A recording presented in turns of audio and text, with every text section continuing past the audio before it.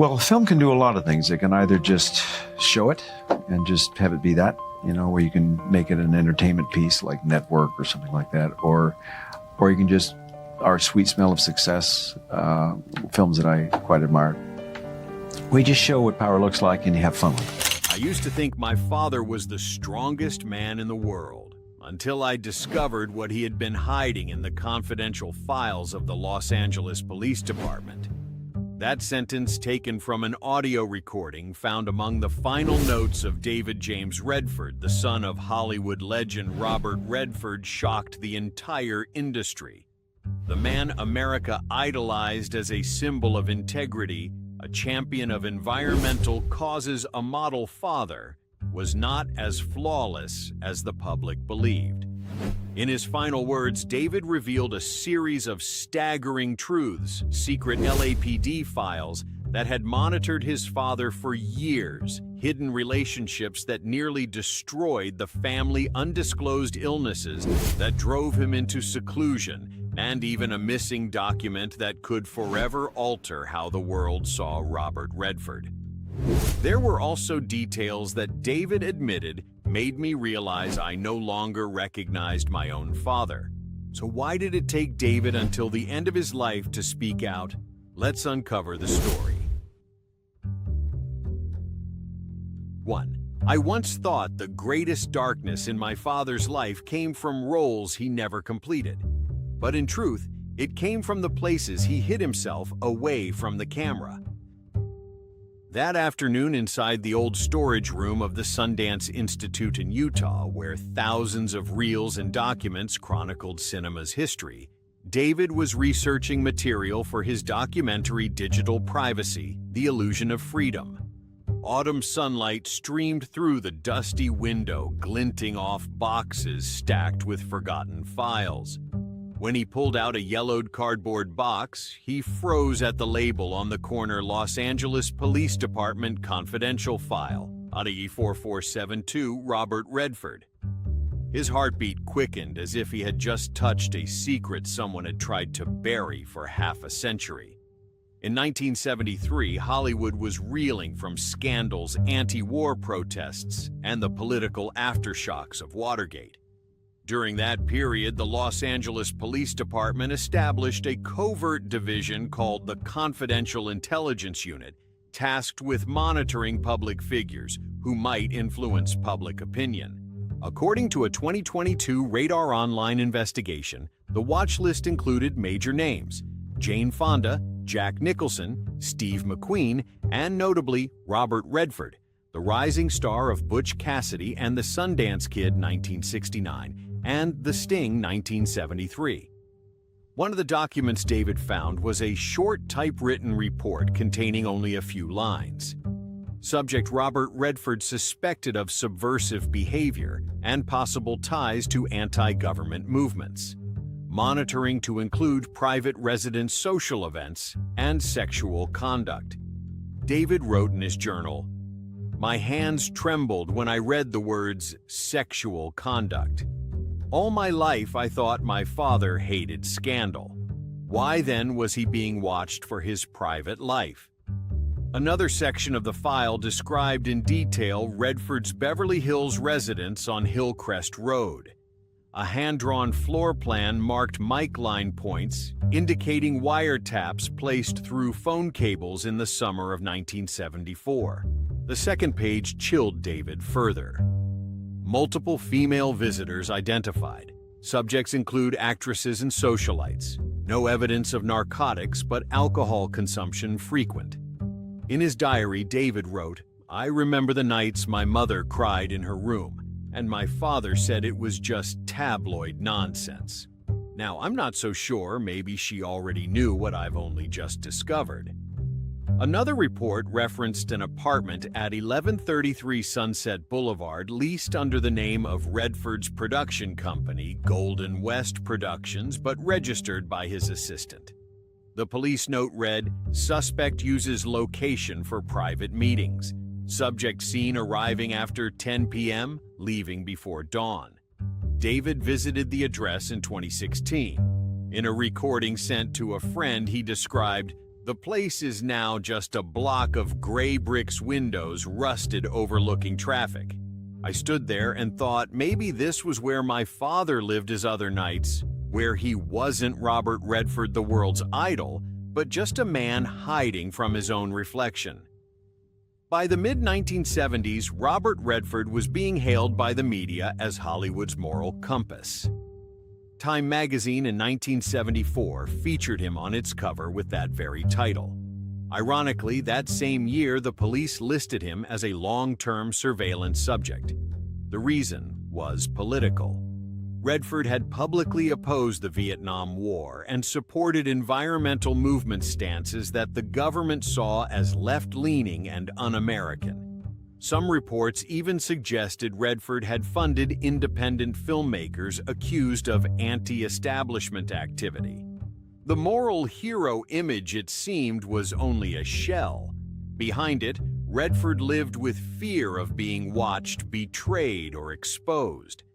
When David found these files, he was 53, battling liver disease and recovering from a bone marrow transplant.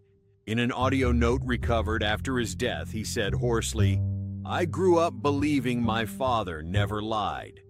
But these papers, they tell the story of a man living two lives. He scanned the entire file, saving it under a folder titled Father's Shadows. From then on, David began his own quiet investigation, trying to understand why the man he loved and admired most had been tracked like a criminal. The last line in his notebook was both sorrowful and profound. "My father lived in two worlds, one for the public and one for those brave enough to see who he really was." On David's desk, police later found a final photograph of Robert Redford stepping out of a silver Cadillac face, frozen in the glare of camera flashes outside the Sunset apartment. Beneath it, David had written in black ink, "From here, everything began to fall apart." And as he said from those files, David traced the true reason the Redford family had fractured. The women mentioned in those reports weren't just colleagues or friends. They were the beginning of a years-long tragedy. 2. I don't hate my father for those women. I just regret that to make the world see a perfect Robert Redford, he forced our family to live with what was left. In 1966, before he became a legend, Robert Redford was 30 years old, fresh off Broadway, with that cool stare Hollywood called the perfect American look. That same year, he landed the lead role in This Property is Condemned, a Paramount production filmed in New Orleans. His co-star was Natalie Wood, already an A-list actress, and the wife of famed screenwriter Robert Wagner. The heat on set was as heavy as the Mississippi air.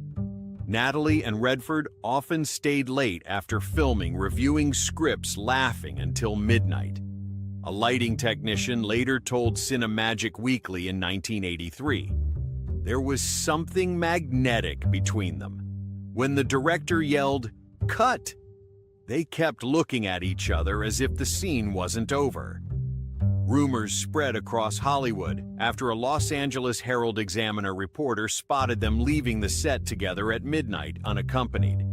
A grainy photo captured Redford opening a car door for Natalie, his hand lightly on her shoulder. They disappeared into the night, and by morning Redford returned to the hotel alone, face unreadable. While tabloids exploded with headlines of on-screen romance turned real, Redford stayed silent. He never confirmed or denied anything.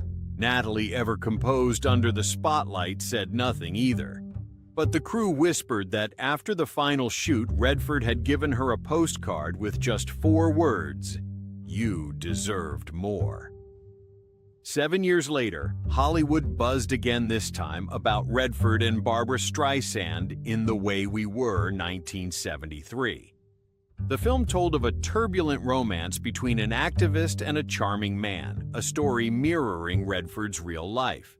On screen, their chemistry was electric. Off-screen rumors claimed it continued after filming. In May 1973, The Hollywood Reporter ran a brief piece. An insider reveals Streisand and Redford have been meeting privately at the Beverly Hills Hotel. Redford is said to be helping Streisand through her marriage crisis with John Peters. No proof ever surfaced, but the gossip was enough. Lola Van Vagen and Redford's wife packed up their 3 children and left for Utah for several months. In a letter David later found among old drawers, she had written, "You say you love me, but the photos tell another story." David recalled in his last recording, "I remember my mother crying every night, and my father saying it was just work." I believed him then. But after reading the police files, I know they weren't wrong. That same year, Time magazine described Redford as the man every woman wants and every man wants to be. What sounded like praise felt more like a curse to David. Behind the image of fidelity and integrity was a man trapped by his own legend. In Father's Shadows, David wrote, "I no longer know what was real.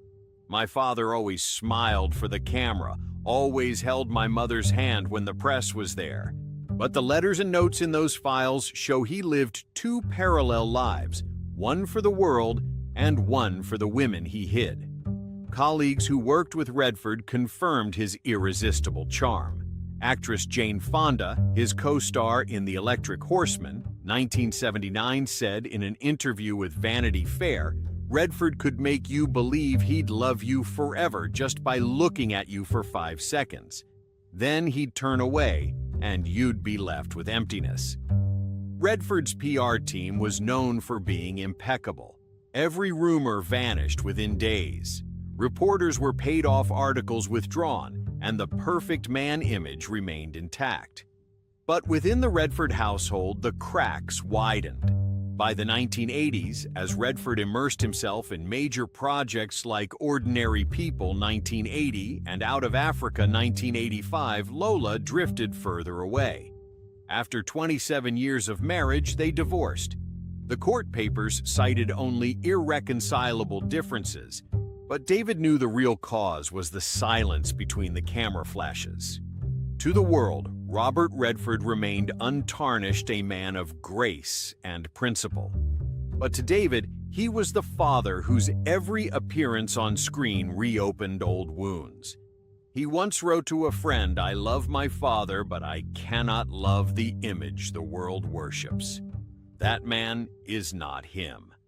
And so those secret relationships and nights hidden in the Beverly Hills apartment became the first cracks that splintered the Redford family. From there, David understood to preserve perfection, his father had sacrificed truth, and over time that truth turned into the shadow that engulfed them all. 3. All his life, he tried to prove he was the perfect man, and that very effort kept him from being his true self. In the late 1970s, when Robert Redford was at the height of his fame with All the President's Men, 1976. Confidential, a magazine notorious for digging into stars' private lives, suddenly ran a shocking piece titled "The Secret Side of Hollywood's Golden Man."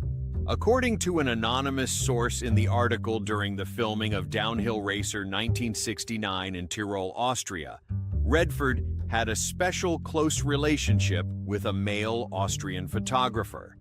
The article claimed the two often spent private time together at the Hintertuck ski area, took photos together, dined together, and often left the hotel at the same time. There was no concrete evidence, but Confidential described a star who made every woman swoon, yet had the gentlest eyes when speaking to men. The piece was pulled from newsstands after only 3 days due to legal pressure from Universal Pictures, with whom Redford had an exclusive contract. But in Hollywood circles, the story spread faster than any wildfire. David recalled in an audio note he saved in 2016. "I remember the first time I read that piece in the archives. No one in the family mentioned it. But in the police files, there was an entry, 'Sexual conduct unconfirmed photographs.' When I saw those pictures, I couldn't breathe. The photos were clipped inside a brown envelope showing Redford smiling against a snowy backdrop. Beside him was a dark-haired man, whose gaze toward Redford held an unusual warmth. Nothing explicit, nothing beyond a look, but that look made David realize his father might have hidden a part of his true self. In his notebook, Father's Shadows, he wrote, "I don't know if it was love or just a moment of freedom, but for the first time I realized my father wasn't the iron figure he wanted us to believe. He was afraid of being seen. In an era when Hollywood still followed rigid molds, male actors had to be strong, charming. Never soft, that rumor cut into the golden man image Redford had built for 2 decades. At post-Oscar parties, whispers began calling him the Golden Mask, a gilded face hiding a deeper fear." A veteran Variety reporter who had covered Redford for years recalled Redford was always courteous and proper, but sometimes overly guarded. He let no one into his private life. "We joked that if there was a secret in Hollywood, no one knew it must be hiding behind Robert Redford's eyes." According to a note in an LAPD file in April 1978, the department received a 35mm roll of film sent anonymously, containing private photographs of Redford and an unknown man allegedly taken in Tyrol, Austria. Most were blurry but clear enough for police to file them under special monitoring. When the studio was alerted, the entire file was retrieved, but a copy remained in the packet David found nearly 40 years later. Around the same time, Redford began to change.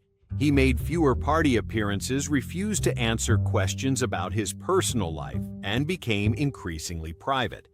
At a press conference for Ordinary People 1980, a reporter asked bluntly, "Is it true you were once rumored to have a same-sex relationship?" Redford only smiled and replied briefly, "People can say whatever they want. My job is to make films, not to explain who I am." That answer sounded definitive, but to David it was another sign. In a journal entry dated 9/14/2015, he wrote, "My father wasn't angry when asked. He was sad. I think he was tired of playing the perfect man for too long." Close friends of Redford alluded to the same thing. In a 2002 interview, cinematographer Michael Chapman revealed Robert keeps everything inside. He fears that if anyone sees him vulnerable, the image will collapse. He once said, "If they knew who I really am, they wouldn't forgive me." Rumors about Redford's orientation were never confirmed, yet they lingered like a shadow behind him. Throughout the 1980s, 1990s, Hollywood indulged a frenzy over celebrities' private lives, and whenever someone mentioned Redford's untold secrets, the stories vanished within hours. No one knew why. Perhaps a powerful PR team, or perhaps Redford himself had learned to manage the media better than anyone. For David, the torment wasn't that his father had once been rumored about, it was how he chose to face it. In a final letter to a close friend, David wrote, "Maybe my father was never what they said, but I believe he carried a kind of loneliness only those who must hide their nature can understand." In his later years, Redford lived quietly at a ranch in Utah, far from cameras, spending time painting and walking with his wife, Sibylle Sagers. Yet, according to David, that quiet wasn't peace. It was the trace of a man worn out from playing the lead in his own life. He wrote, "My father told me, 'You know, sometimes you don't have to lie. If you stay quiet long enough, the truth disappears.'" Perhaps that silence made Robert Redford a legend, and also left him solitary to the end. To the world, he was a moral emblem, a cinematic hero. To David, he was a man imprisoned for half a century by his own image. And when David closed the last file, he knew the story wasn't over. Because beyond the private rumors and identity questions, something haunted him even more. The quiet illnesses that tormented Robert Redford in the shadows, the real reason he withdrew from Hollywood. 4. Hollywood called my father a man of steel, but I know inside he was full of fractures. In his 2017 journal, David wrote, "I once saw my father trembling as he climbed the stairs, yet he always smiled and said, 'Just tired.' Now I understand it wasn't fatigue. It was endurance." From childhood, Robert Redford was frailer than other kids. Born in 1936 in Santa Monica, he grew up in a time when America was still haunted by polio. In 1947, at 11, Redford was diagnosed with a mild form that left his left leg weaker. In a rare 1999 Vanity Fair interview, Redford said simply, "I was sick as a kid, but I learned to run faster than my fear." He never mentioned it again. But according to classmates, whenever he played baseball, Redford hit a small steel brace inside his pant leg. The blonde boy spent months relearning how to walk, clenching his teeth so he wouldn't be called crippled, the nickname neighborhood kids once gave him. Perhaps that's when he learned the most important art of his life, masking pain with a smile. When Redford entered Hollywood, his fragility seemed to vanish under the lights. Few knew that for endurance-heavy scenes like the mountain climbs in Jeremiah Johnson 1972 or the grueling sequences in Downhill Racer, he often relied on painkillers just to move normally. A crew member recalled, "Between takes, he'd clench his fists so hard his knuckles turned white. But when the camera lit up, he smiled as if nothing had happened." That sacrifice made Redford a symbol of strength, but it also quietly damaged his body. By the early 1990s, Redford began facing serious skin issues. After decades of outdoor shoots from Colorado's snowfields to Utah's deserts, he believed sunlight kept him looking healthy. But according to sources like Hollywood Life and The List in 1992, Redford was diagnosed with skin cancer melanoma on his nose. Doctors recommended surgery to remove the tissue, but Redford refused to make it public because he didn't want illness to become a headline. A family friend recalled Robert always said he wanted people to remember the films, not the sickness. He entered hospitals through back doors, always wore a wide-brim hat, and never allowed photographs. The surgery succeeded, but small scars remained on his cheekbones. To hide them, he grew a beard and joked it was a new style. To those close to him, it was a clear sign his health was ebbing. The skin condition was only the beginning. In the 2000s, rumors spread that Redford had liver issues, possibly familial, as his son David had undergone 2 transplants. The List and People both noted that Redford looked unusually pale at a Sundance event in 2005. In a letter to a friend, David wrote, "I asked if he was okay. He just said, 'I'm fine, son. I just need rest.' But I saw his hands shake and his eyes no longer had the old light." As David's liver problems worsened, Redford rarely left the Utah ranch. He set up a small room with windows facing the valley where father and son drank tea each morning. David said he wanted fresh air, but I knew he no longer had the strength to fly anywhere. According to a former housekeeper, the 2010s were years when Redford lived like a hermit. Each morning, he stepped onto the porch, looked toward the Wasatch Range, then returned to his desk to write a few lines in a small notebook. Some days, he could barely hold a pen. The hand that once gripped a steering wheel and a camera now trembled like that of a man 20 years older. That condition gradually drew him from public life. At his last Sundance appearance in 2018, he looked markedly thinner, walked more slowly, his voice rough and uneven. When pressed about health rumors, he only smiled. "I just want a little rest. Everyone has to stop at some point." But to David, that was a kind lie, a way his father hid the truth that his body was failing. In a final letter to a close friend, David wrote, "I know he hurt, but he never complained." he chose silence, as if pain were just part of the craft. The illness forced Redford to face his greatest fear, losing control. All his life, he lived to control roles, lights his image. Illness took away command over his own body. Each step became a trial. Each look in the mirror forced him to meet a face unlike before. And perhaps that is the real reason he left Hollywood, a place where the gaze is too bright and there is no room for weakness. The housekeeper said that in his final nights, Redford often sat alone on the porch, played old jazz records, and gazed out over the snowy valley. Once she heard him murmur, "All my life I tried to spare others from worry, but in the end, it was the silence that made me lonely."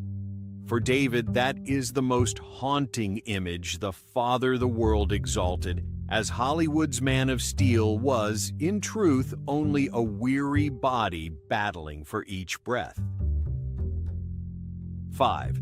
My father always said truth was dangerous, now I understand, because he spent his life running from it. In his final years, David Redford grew frail from illness, yet he never stopped writing. Each day, inside a sunlit room on the family ranch in Utah, he opened old boxes of notes, carefully recording every detail and memory of his father. In March 2018, while nearing completion of his final documentary project, David sent his collaborator a brief email containing only 6 words. "I found the 1975 notebook." No one knows exactly what happened afterward. But in the audio tapes, David left behind, his trembling voice can be heard whispering, "If what's in that notebook is true, then everything we believed about my father was a lie." Robert Redford was known for his meticulous journaling.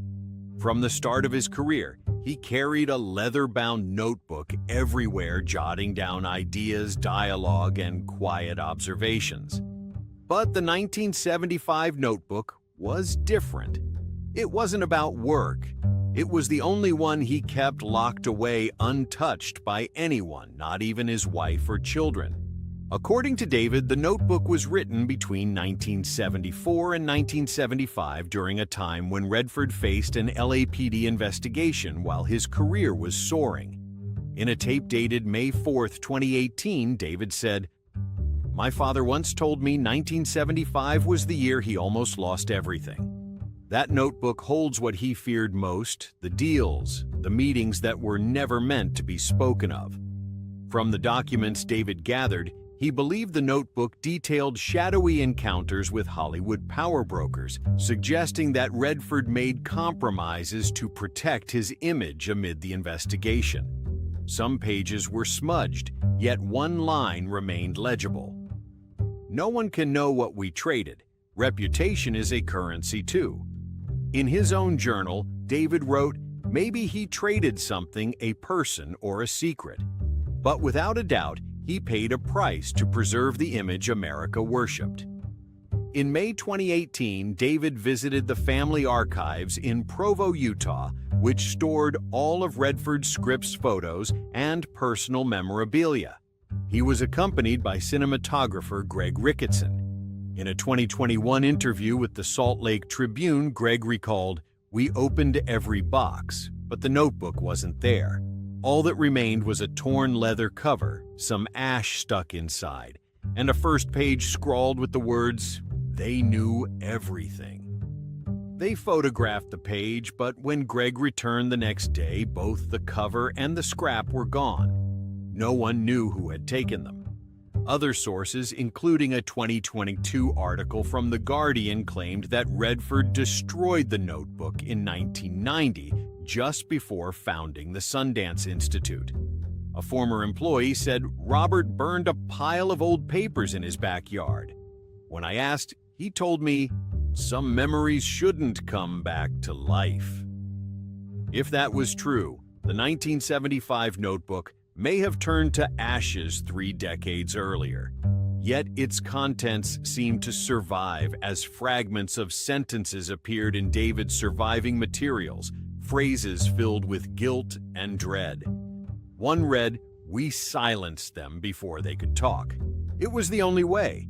No one knows who they were." Some say journalists investigating a wiretapping scandal in Beverly Hills. Others believe it referred to crew members who witnessed Redford signing a private agreement with police and studios to end the probe. For David, the notebook became an obsession. He spent his final months chasing its truth. In an audio clip from July 12, 2020, just 3 months before his passing, his voice, frail but determined, said, "I used to think my father defended justice. But if his notes were true, he defended himself, not the truth." Friends said David was tormented by that realization. He suffered nightmares, often waking in terror, shouting they knew everything. He feared someone was watching him, that his own notes would vanish like his father's. On October 16, 2020, David Redford passed away after a long battle with bile duct cancer. On his desk lay a single thin file marked D1. On its last page, in shaky handwriting, were the words, "Some truths are not meant to be told." But silence is worse. Beneath it, a trembling signature, DJ Redford. Years later, when the press asked Robert Redford about the 1975 notebook, he never spoke of it. He only said once in a rare New Yorker interview in 2019, "I've lived long enough to know that truth doesn't always set you free. Sometimes it just makes everything heavier." No one knows exactly what he meant. But those who heard David's final recordings believe the notebook held something that could shatter the image of a legend.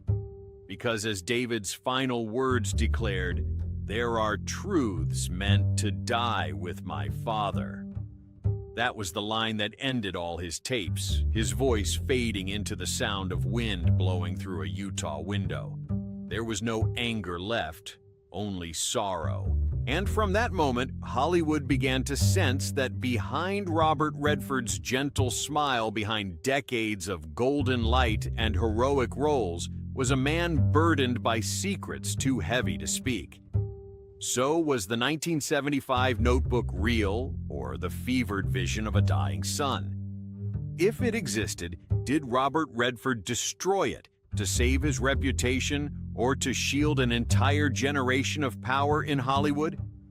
No answer has ever been found. But one thing remains certain: when David Redford closed his eyes for the last time, he took with him one of Hollywood's deepest secrets. He always told me that people are flawed, but silence can destroy the soul. Those were the final words David left in his own notebook, part reproach, part forgiveness. Now that both father and son are gone, their story still chills Hollywood. The sealed files, the vanished journal, the blurred photographs, the half-confessions together, they form a portrait full of contradictions. Was screen hero Robert Redford truly the pure symbol America adored, or merely a golden mask hiding its darkness? And why only at the end did David Redford finally find the courage to speak? Perhaps because in the world of fame and light, truth will always be the most dangerous thing of all. If this story makes you reflect on what hides behind the spotlight on those who seem perfect but aren't, click like, subscribe, and turn on notifications. We'll continue bringing you hidden files, forgotten confessions, and untold truths about the legends Hollywood tried to erase. Because here, every glow has its shadow, and you deserve to know the truth.